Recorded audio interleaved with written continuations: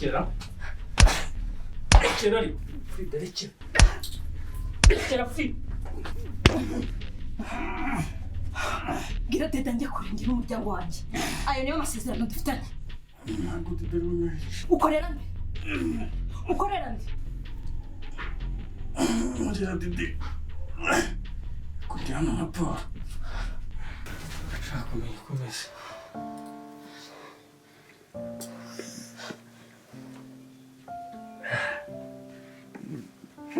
ushatse kuvuga ngo ntabwo dede azi kuranga ntabwo abizi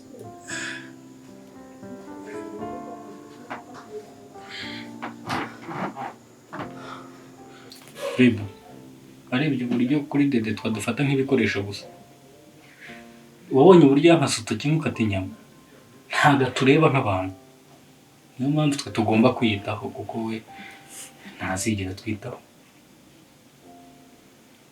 umeze uteze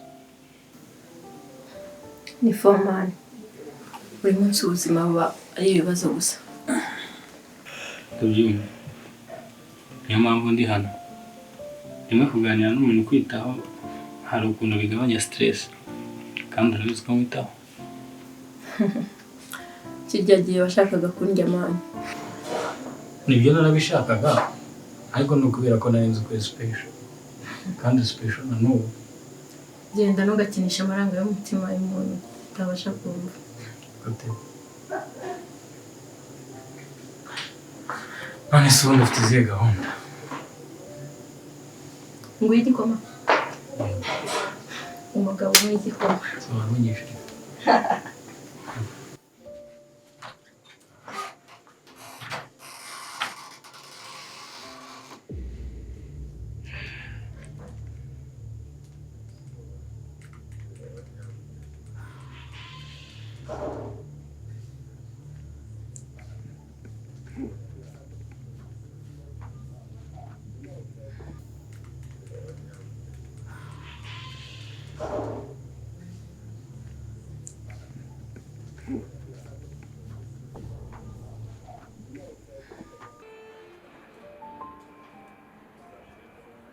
nukuvuga ubu tuvuganura I Kigali ego niho ndi wowe suri he nanjye niho ndi shanara gukumbuye ndakubura ego sha naragukumbuye ndakubura maze magahunda re naribi ndaje nkwamagare mu kanya nkubwire nta kibazo mwiza wanjye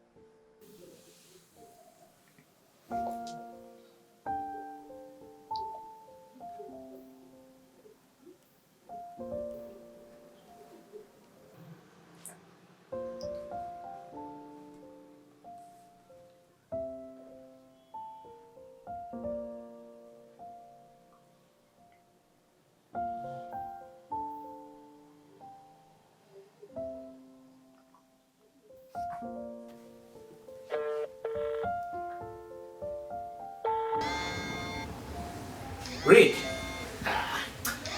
aza kwishima sha. Hello. Manzi utabira Rick ko njyewe kwishima kubera iki? Ninjoro turajya kunywa icupa. How is that supposed to make me happy? Subira mu byo rero bitagushimishije. Manzi none ibintu byanditse guhamagaye kubera ko nta wundi muntu ufite numva nahamagara Frida arimo kumbwira ntandukanye n'umugabo wanjye musiga. Rick njye nawe ibintu ni ibibazo byandenze kwe. Ndabyumva pe. Gusa urabizi ko igihe cyo cyose unyeneye ndahari ku bwawe. Kandi nshimishijwe cyane nuko wagarutse mu buzima bwanjye nanjye n'ubundi mu bwawe. Ujye wibuka ko nahoze kwiyumvamo kuva kera.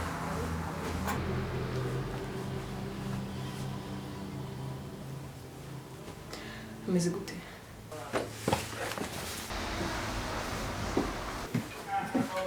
Wese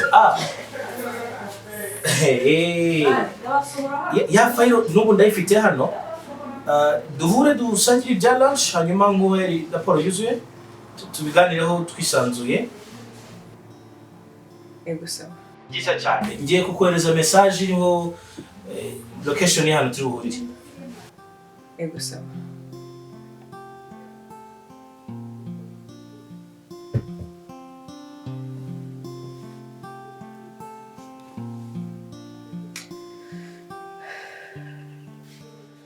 A new job? Oh, that's, yeah, someone. Nice. Which is? They say in Africa, people don't tell you look smart. They just ask you where you're going. You're proving them right, you know. What can I say? I'm proudly African. Anyway, well, I didn't want to tell you where I'm going because I know when I tell you, you're going to try to stop me.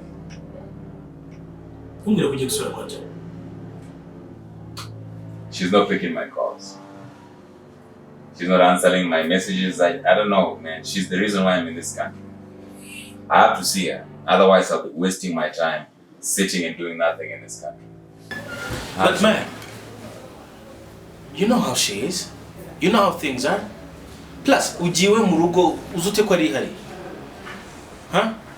Chango unje rugendo uhura n'umugabo we mwongere mujye mu murwane ndafite umumaro. I'm not going to cause trouble, man. I'm just going to talk to Ella, ask her what I can do to help her out permanently, and then I'll be on my way back to Kenya. No, that's not a good idea.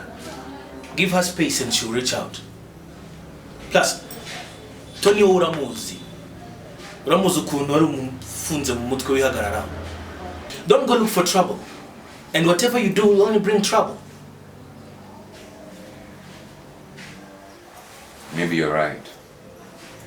But I can't just continue sitting here and do nothing, man. I mean, I can't, knowing that she's suffering out there like that. I have a plan that I think can help her out a little.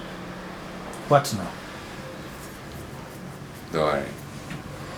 I'm not going to talk to her or her husband. What are you planning to do? Don't worry about it.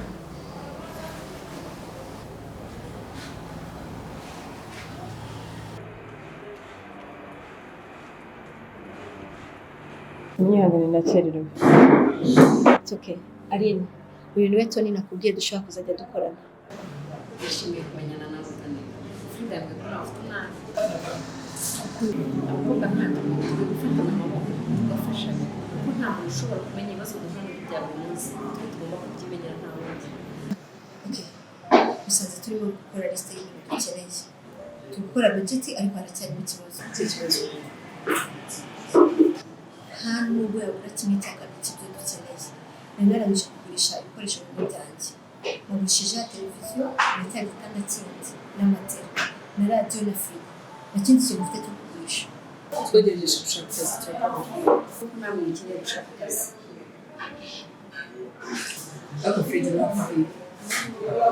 Tugiye kugurisha imitungo. Ibyo byose nananije kubyegeranya nabishyize kuri budget dufite. Ariko ntacyo biri gutanga.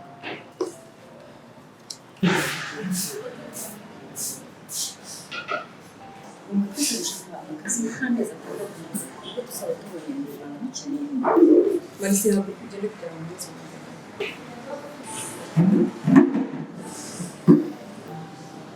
Marisi twagerageje gushaka akazi twakabuze. Ndabizi. Ariko mfite igitekerezo.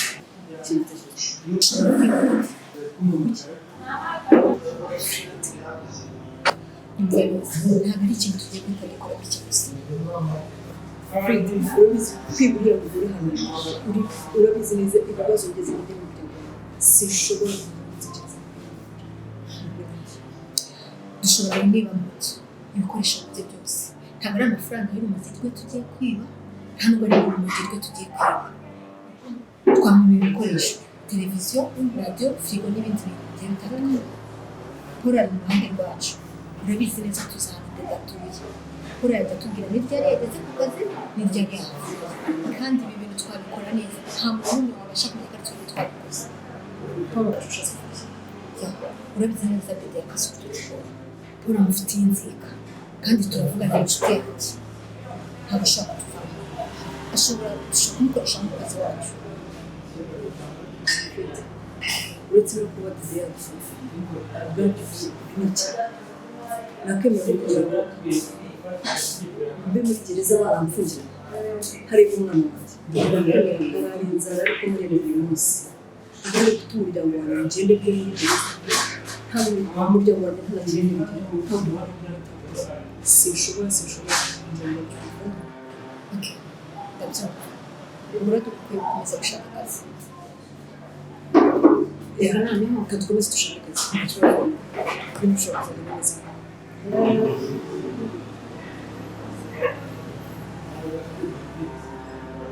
Kugirayo usanga amafaranga y'abakozi bose hanyuma uyanzanire mu rugo urumva Yo mama, mbega urwego ndiho. Icyana cyaguyemo nakoze umuti fresh. Nta nubwo nari nzi ko nyiri ni bogari. Wallahi noneho fresheri zadaje wallahi ewana umuti urumva. Mbega gahunda ni danje. gabanya amagambo mbwira uko byagenze mani. Okay. Mama urebye nta gahunda zadanje. Ega afite gahunda yo gutangira akaresitora. Nta n'amafaranga afite y'isukari yo gushyira mu gikoma. Izarenge nyine no kujugarika abantu ariko Ni gute se atangiza resitora adafite amafaranga yo kugura isukari? Cyo kibazo cy'urubyiruko rw'iyi minsi. Rufite inzozi zirenze ubushobozi bwabo. Frida ni uwa hano ucuruza urumogi. Nta kindi ashoboye. Murazi ko barusha mwese. Ndashaka Frida hano. Njye mwemeze kugaruka hano. Mubwiye ko ushobora kumubabarira akagaruka ku kazi nta kibazo. Ushobora no kumuguriza amafaranga. Ushobora no kumwongeza umushahara. Kandi mubwiye ko nta kibazo mfitanye nawe. Ikibazo ngifitanye na Toni. mama soyo ngewe umwana yansariye byatanje urumva kandi gahunda ni ukumugarura hano sinabikwemereye cyewe umwana nzi neza ko nzamuzana. Okay, stop. Numugarura hano. Uzamushimishije bwa rimwe bw'igihe kirekire.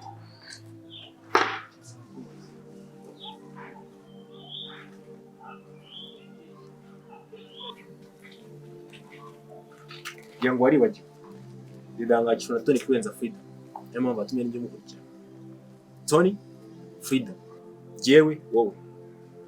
Ikibazo ufite mari ndakizi. Tangiye kubona ko boss atangiye kunkunda agufite imirimo. Yajyaga guha kandi y'ingenzi. Ikibazo ufite mari ni ishyari. Wowe ni imirimo. Icyo ntuzakire. Ko nzabutsa mu dogiteri bwiza cyane kunani.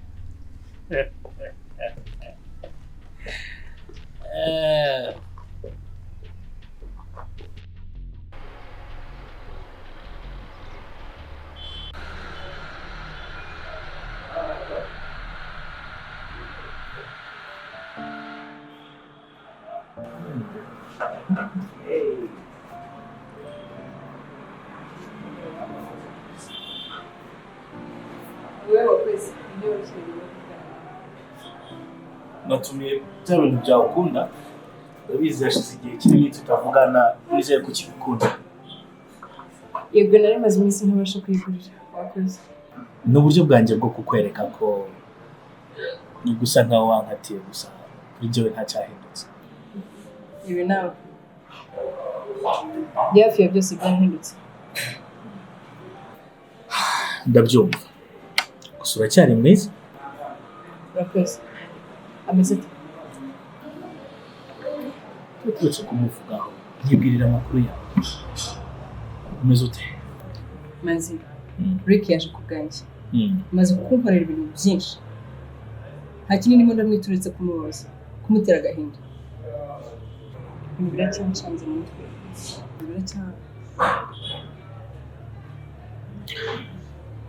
Ndabyumva pe. Gusa Rick ameze neza. Umuntu mukuru ari gukora byose bishoboka kugira ngo akwiyibagize. Menya hari ari byiza ko umaze igihe umwirengagiza. Niyo mpamvu yarekeye kumuhamagara ya? Birashoboka.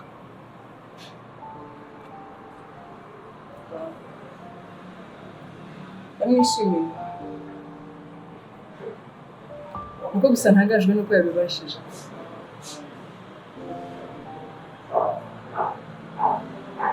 Actually, nishimiye ko yishimye. Rick akwiye byinshi mu gihe ntabashakamo. Akwiye ibyiza ngo afite.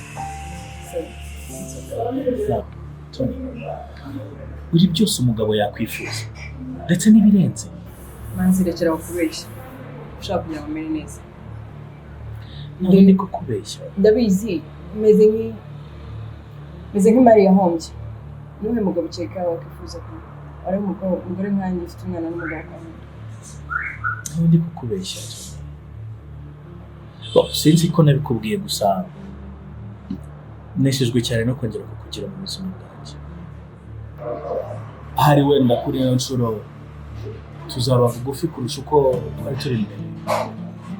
Naho Rick sake ndabizi umwiyumvamo kandi ahari nawe niko bimeze gusa yarebye situation uko imeze ahitamo gukomeza ubuzima bwe. Igihe wari umukeneye, igihe byari ngombwa cyane ko haba ntiyarahari. Kandi ndetse no kuri no nshuro ari kwitambukira gusa. Ahari wenda mu minsi iri imbere agiye kongera yigendera. Gusa nubwo usa nkaho bahatiye ndahari ku bwawe Toni. Ndahari.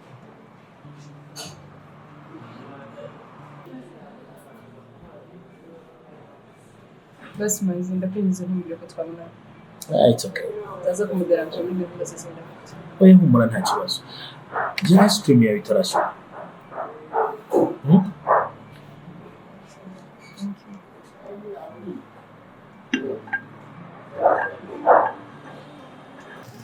Man, iyi niyo nzu nari kukubwira. Zimaze iminsi irimo Ndabizi ariko barambwiye ko uri umukomisiyoneri. Ndakeka ko ushobora kumpa nimero za nyiri inzu. Urazifite? nimero z'isubiza Kigali ziranzura kandi Kigali. Okay, gira nomero yako. ni kama seka 8 1 6 8 Emmanuel? Kino n'urambira uduhanga Jean Paul. Murakoze cyane. Thanks.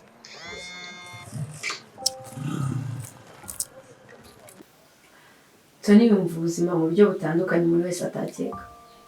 Gusa ikintu kimwe mwubahira ni uburyo agerageza gukora ikintu kizima niyo cyaba gikomeye. Toni ibintu byose yaratandukanye. Hano ngo cyane ubwo numva ngo ubwo yibaga dede. Sinigeze nkeka ko ashobora kwiba umuntu ikintu icyo ari cyo cyose. Iyo abantu ukunda barimo bibaza ridayimo biza kuguhatiriza kugira ikintu ukora.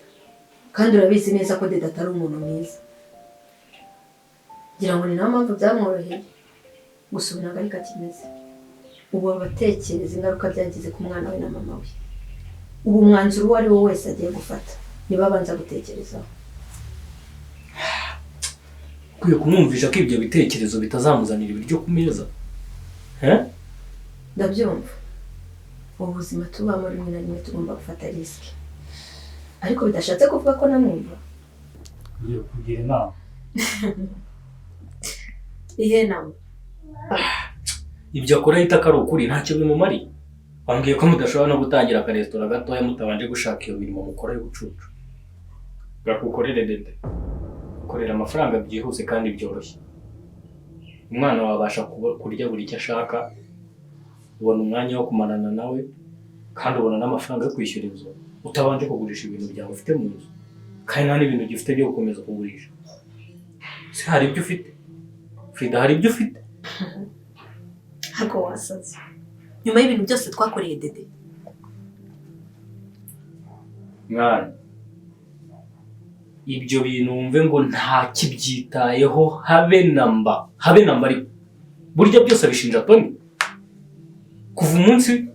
Kuva wa munsi narahagarika kutubwira uburyo urenze cyatari, uburyo akwemera n'uburyo agukumbuye, kandi n'uburyo yifuza ko wagaruka mu kazi. Urimo kunyinisha? Oya, ntabwo ni gukinisha. Ubu none uramutse ugarutse ntabwo byamushimisha gusa, ashobora kugurisha amafaranga uramutse uyakeneye, ashobora kuzamura umushahara wawe uramutse ubimusabye. Kuva wa munsi wagendaga nibwo yamenye ko bizinesi ye wari impamvu yatumaga akomeza gukora. Ntabwo ugomba kubaho gutya. Garuka dukorane mwana. Ndabyumva ni ukuri, ntabwo nkwiye gukomeza kubaho muri ubu buzima, ariko nanone ntabwo nkwiye gukomeza kubaho mwaburiya buzima nshira umwana wanjye mu byago bwo kumubura buri munsi. Ndakeka ndibuze gufata umwanzuro Toni agafasha ari mu kintu cyanjye. Toni na none.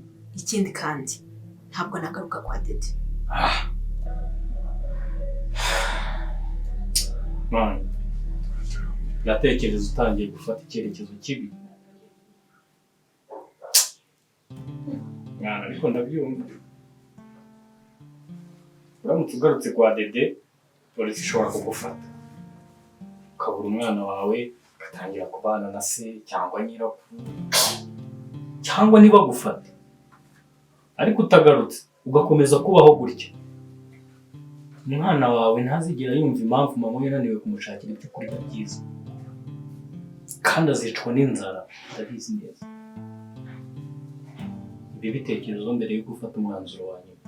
Frida, ufite kugenda.